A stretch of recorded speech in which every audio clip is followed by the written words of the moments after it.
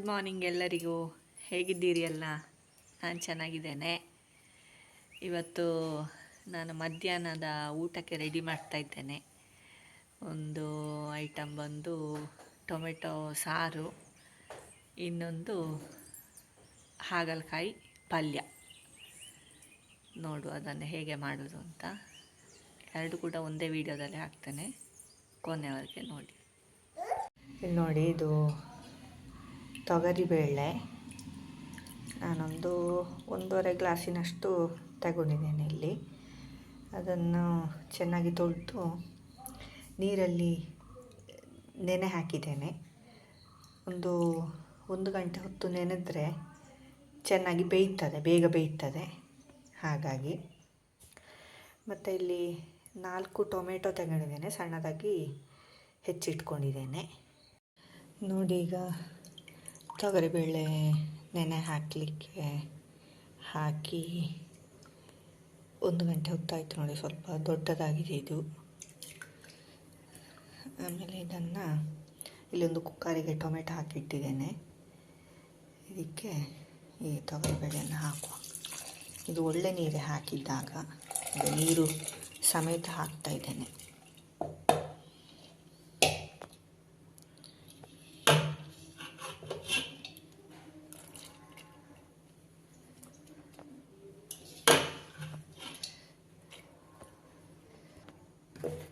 ಆಮೇಲೆ ಸ್ವಲ್ಪ ಉಪ್ಪು ಈಗ ಸ್ವಲ್ಪ ಹಾಕ್ತಾ ಇದ್ದೇನೆ ಅಷ್ಟೇ. ಮತ್ತೆ ಕುದಿಸುವಾಗ ನೋಡಿಕೊಂಡು ಹಾಕ್ಬೋದು.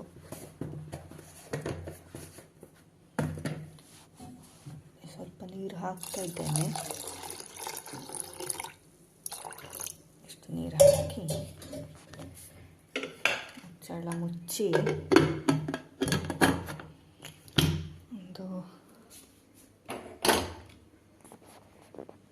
ನೋಡಿ, ಈಗ ಇದು ಬೇಯಲಿಕ್ಕೆ ಇಟ್ಟಿದ್ದೇನೆ. ಇದೊಂದು 3-4 ವಿಸಿಲ್ ಆದರೆ ಸಾಕು.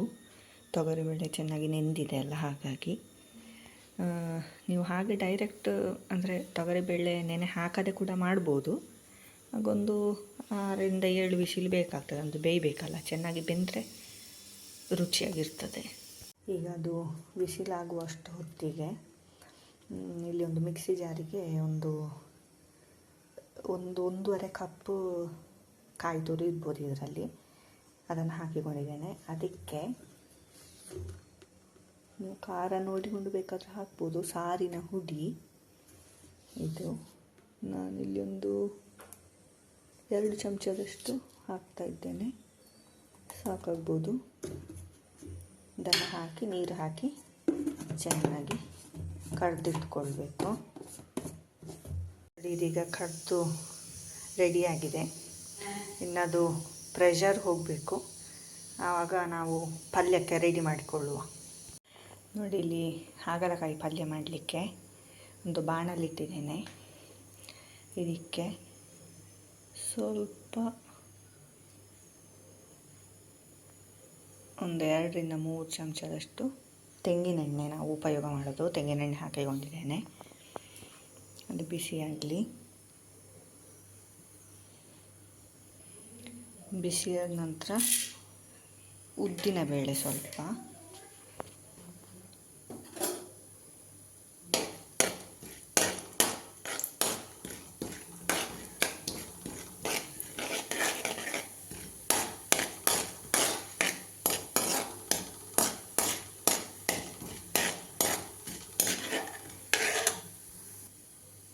ಉದ್ದಿನಬೇಳೆ ಸ್ವಲ್ಪ ಕೆಂಪಾಗುವಾಗ ಸಾಸಿವೆ ಹಾಕಿ,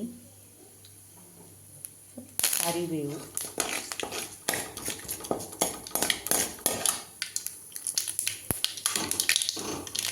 ಆಮೇಲೆ ಕೊಟ್ಟಿಟ್ಟಂಥ ಹಾಗಲಕಾಯಿ.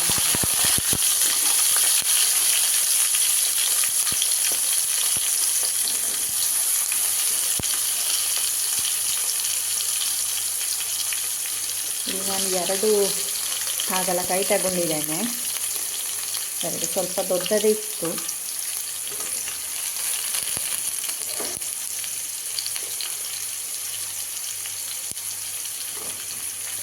ನಿಮಗೆ ಅದು ಹೆಚ್ಚು ಕಹಿ ಬೇಡ ಅಂತಾದರೆ ನೀವು ನೀರಲ್ಲಿ ಹಾಕಿ ಇಡ್ಬೋದು ಒಂದು ಕಾಲು ಅರ್ಧ ಗಂಟೆ. ಕಹಿ ಇರಲಿ ಅಂತ ಹೇಳಿದರೆ ಹಾಗೆ ಹಾಕ್ಬೋದು.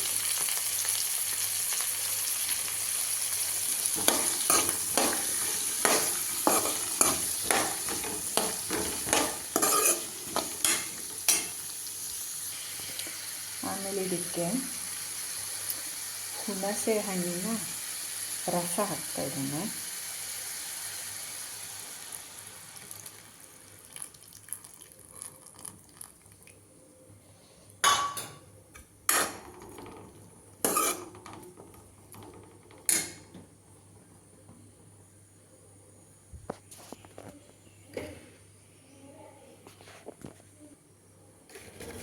ಆಮೇಲೆ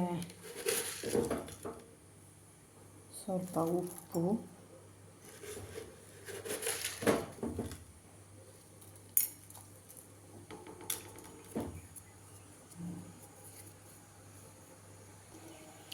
ಆಮೇಲೆ ನೋಡಿ ಇಷ್ಟು ದೊಡ್ಡ ತುಂಡು ಬೆಲ್ಲ,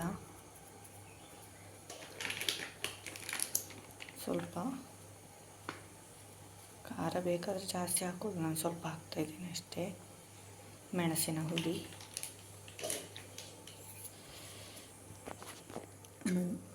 ಮಿಕ್ಸ್ ಮಾಡಿಕೊಳ್ಳಿ.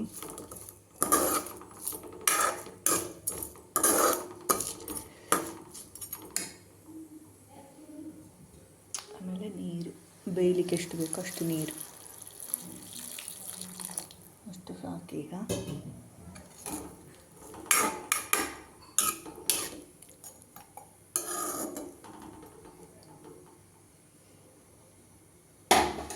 ಮುಚ್ಚಳ ಮುಚ್ಚುವ, ಈಗ ಬೇಯಲಿ. ನೋಡಿದು ಟೊಮೆಟೊ ಮತ್ತು ತೊಗರಿಬೇಳೆ ಚೆನ್ನಾಗಿ ಬೆಂದಿದೆ. ಈಗ ನೋಡಿ ತೊಗರಿಬೇಳೆ ಎಷ್ಟು ಚೆನ್ನಾಗಿ ಬೆಂದಿದೆ ಅಂತ ನೋಡಿ. ಈಗ ಇದಕ್ಕೆ ಈ ಕಡ್ದಿಟ್ಟುಕೊಂಡಂಥ ಮಸಾಲೆಯನ್ನು ಇದಕ್ಕೆ ಹಾಕಿಕೊಳ್ಳುವ. ನೋಡಿ ಅದು ರುಬ್ಬಿದ ಮಸಾಲೆ ಎಲ್ಲ ಹಾಕಿದ ಮೇಲೆ ನೋಡಿ ಸ್ವಲ್ಪ ನೀರು ಹಾಕಿದೆ. ಮತ್ತು ನಿಮಗೆ ಸ್ವಲ್ಪ ನೀರಾಗಿದ್ದರೆ ರುಚಿ ಚೆನ್ನಾಗಿರ್ತದೆ. ಇಷ್ಟು ಕನ್ಸಿಸ್ಟೆನ್ಸಿ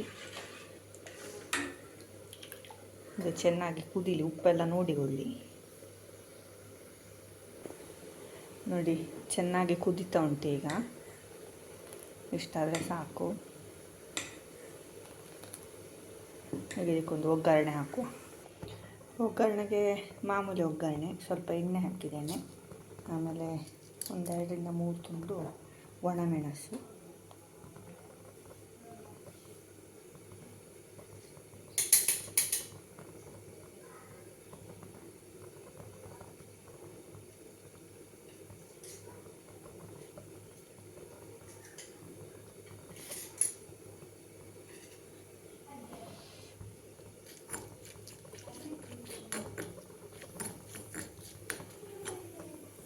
ಕರಿಬೇವಿನ ಎಲೆ,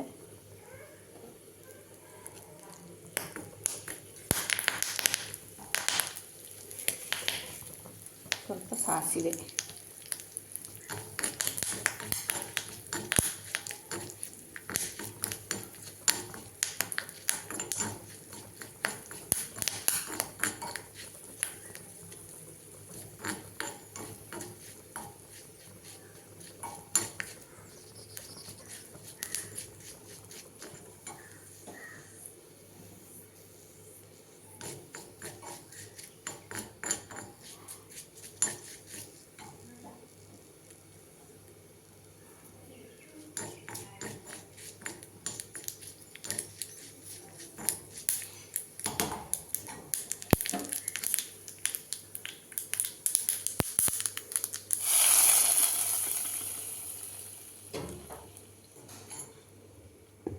ಈಗ ಟೊಮೆಟೊ ಸಾರು ರೆಡಿ ಆಯಿತು.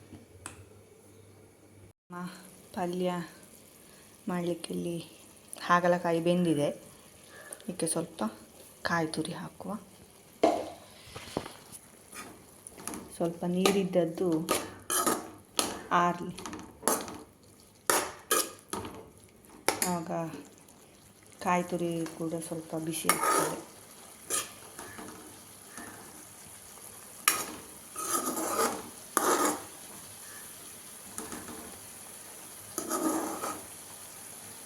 ಇಷ್ಟಾದರೆ ಪಲ್ಯ ಕೂಡ ರೆಡಿ. ಸೊ ನೋಡಿದ್ರಲ್ಲ, ಸುಲಭದಲ್ಲಿ ಸಾರು, ಟೊಮೆಟೊ ಸಾರು ಮತ್ತು ಹಾಗಲಕಾಯಿ ಪಲ್ಯ ಹೇಗೆ ಮಾಡೋದು ಅಂತ.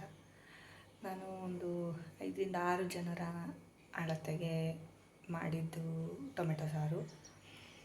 ಆಮೇಲೆ ಅದು ಸಾರಿನ ಹುಡಿ ಅಮ್ಮ ಮನೆಯಲ್ಲೇ ಮಾಡಿದ್ದು. ನೀವು ಅಂಗಡಿಯಿಂದ ತಂದ ಸಾರಿನ ಹುಡಿಯಲ್ಲಿ ಕೂಡ ಮಾಡ್ಬೋದು. ಓಕೆ, ಇನ್ನೊಂದು ವೀಡಿಯೋದಲ್ಲಿ ಸಿಗ್ತೇನೆ. ನಮಸ್ತೆ.